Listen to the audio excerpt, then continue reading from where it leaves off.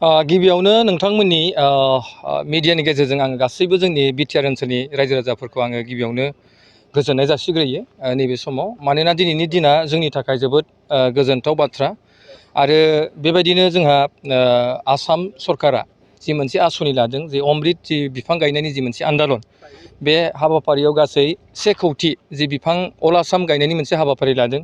बेबायदिनो जोंनि बिटिआर ओनसोलाव दाख्लै बावैसो साननैसो सिगां अदालगुरियाव माने 10 लाख माने दंफां फुलि गायनायनि जि हाबाफारिया सोलिबाय थादों बेबायदिनो बाक्सायावबो 4 लाख बेबायदि बिफां गायनाया सोलिदों। थिग बेबायदिनो जोंनि बे देबोरगाव समस्तियावबो जों दिनै बे दलजरा गामियाव जोंनि देबोरगाव ब्लक इउपिपिएल आरो बालाजान थिनालि प्राइमारिजों मिलायनानै जयै जोङो दिनै 600टा बिफां जि मोनसे हाबाफारि जों गायनाय हाबाफारिखौ लानाय जादों।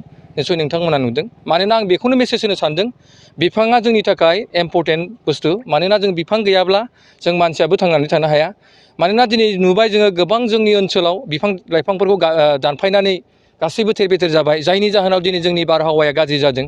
गोबां जों बेमार आजारफोरा जोंहा मोनसे समस्यायाव फैदों। बिनिखायनो जोङो बेखौनो मेसेज होनो सानदों साफ्रोमबो व्यक्तिफ्रा न'आव फांसेब्लाबो फांनैब्लाबो जाहाथे बिफां गायनानै जोंनि थांनानै थानाय राहा लामायाव जाहाथे जोंनि बारहावाखौ जुदि गोग्गो खालामनो हायो बेखौनो आङो गासैबो रायजो राजाफोरनि थाखाय आं मेसेज होयो। दा ओंखायनो नैबे उद्देश्यखौ लानानै जोङो जि अमृत जि बे बिफां गायनायनि जि मोनसे आन्दालन बे आन्दालनखौ लोब्बा लानानै जोंबो दिनै देबोरगाव समस्तिनि सिङाव थानाय बे दलजरा गामियाव जोङो बे बिफां गायनाय हाबाफारिखौ जोङो मावदों आरो जों आसा खालामदों फैबाय थानाय समाव बे बिफांखौ गायनायजोंल' नङा जों फोथांनानै लाखिनांगोन आरो बेखौ जों जेब्ला फोथांगोन अब्लासो जोंनि जिखिनि दिनैनि बे जि सिमां माने आसाम सरकारा जि थांखि लादों बिथांखि लादों जे अमृत जि बिफां गायनायनि जि मोनसे आन्दालन बे हाबाफारिया जाफुंसारगोन होननानै आं सानो आरो बेनिखायनो बे दलजरा गामिनि आरो लोगोसे जोंनि देबोरगाव समस्तिनि लोगोसे बालाजान थिनालिनि प्राइमारिनि कमिटिनि बिथांमोनखौ आं खावलायनो लुगैदों जाहाथे बिथांमोना बिफांखौ गायनायल' नङा गायनायजों लोगोसे जत्न खालायनांगोन मानोना जों बेखौ फोथांनाया जोंनि थाखाय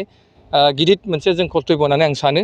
दा ओंखायनो आं सानो बे बिफांखौ फोथांथारनांगौआव जिहेथु आंनिबो न' बे दलजरा गामिया दा ओंखायनो आं सानो बेखौ जोङो जत्न लागोन आरो जेब्लायबो जोङो थांनाय फैनायनि सायाव बे बिफांखौ जेब्ला जों गायबाय बे 600टा बिफांखौ जों जेरैखि जाया फोथांनायनि जे मोनसे हाबाफारि हयथ' निस्सय नोंथांमोना फैगोन बोसोराव हयथ' बे बिफांखौ खबर लानो हागोन फांबेसे थांगोन फांबेसेया थिग जागोन।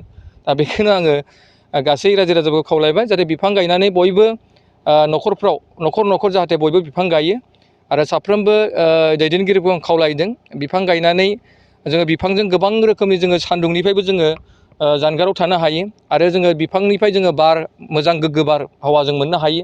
दा ओंखायनो बिफां गैयाब्ला जों थांनानै थानो हाया आरो बिफाङाबो मानसि नङाब्ला थांनानै थानो हाया माने बिफां आरो मानसिजों जेब्लायबो मोननैजों मोनसे होननानै सानो मानोना अक्सिजेन आरो कार्बन डाइ अक्साइडआ जिखुनु जों मोननैजों मोनसेया जोङो लालाय।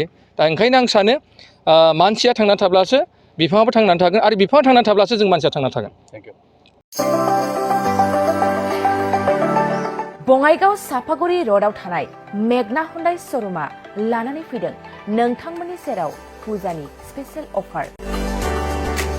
ग्रेन्ड i10, नियस, i20, एनलाइन, अरा, भेरना, आलकाजार बेफोर समायना गारिफोर फुजानि स्पेशेल अफारा फैगौ 30 सेप्तेम्बरसिम थागोन। 50,000सिम गारि लानानै गारि अफार नोंथाङा मोनफुंनो हागोन। अब्ला मानोथो गोबाव खालामनो थाबैनो नोंथाङा बङाइगाव सापागुरि र'ड एबा लामा सेराव थानाय मेगना हुन्डाइ श'रुमाव नोंथांनि फसायनाय गारिखौ लाहैदो।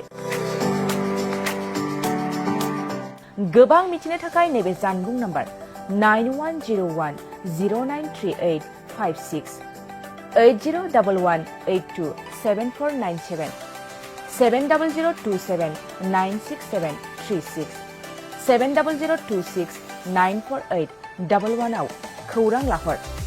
मेगना हुन्डाइ श'रुम बङाइगाव सापागुरि र'ड।